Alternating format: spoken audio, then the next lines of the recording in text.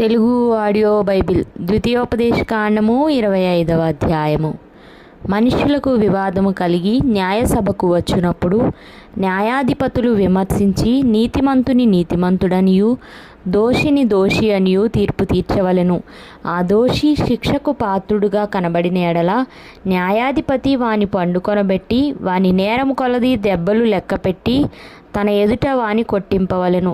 40 దెబ్బలు కొట్టింపవచ్చును, అంతకు మించకూడదు.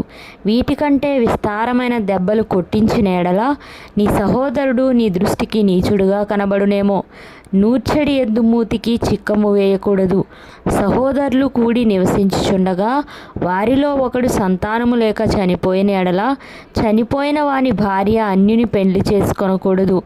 ఆమె పెనిమిటి సహోదరుడు ఆమె వద్దకు పోయి ఆమెను పెండ్లి చేసుకొని తన సహోదరునికి మారుగా ఆమె ఎడల భర్త ధర్మము జరపవలెను. చనిపోయిన సహోదరుని పేరు ఇశ్రాయేలీయులలో నుండి తుడిచివేయబడకుండానట్లు ఆమెకను జ్యేష్ఠ కుమారుడు చనిపోయిన సహోదరునికి వారసుడుగా ఉండవలెను. అతడు తన సహోదరుని భార్యను పరిగ్రహింపనొల్లని ఎడల వాని సహోదరుని భార్య పట్టణపు గవినికి అనగా పెద్దల యొద్దకు పోయి, నా పెనిమిటి సహోదరుడు ఇశ్రాయేలీయులలో తన సహోదరునికి పేరు స్థాపింపనని చెప్పి దేవధర్మము చేయనొల్లడని తెలుపుకొనవలెను.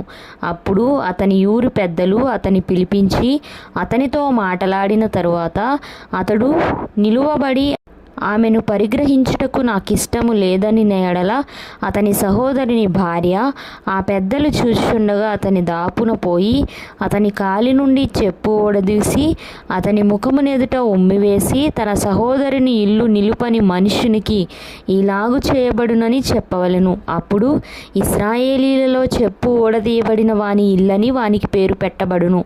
మనుషులు ఒకనితోనొకడు పోట్లాడుచుండగా వారిలో ఒకని భార్య వాని కొట్టుచున్న వాని చేతిలో నుండి తన పెనిమిటిని విడిపించుటకు వచ్చి చేయి చాచి వాని మానము పట్టుకొనిన ఎడల ఆమె చేతిని ఛేదింపవలెను. నీ కన్ను కటాక్షింపకూడదు.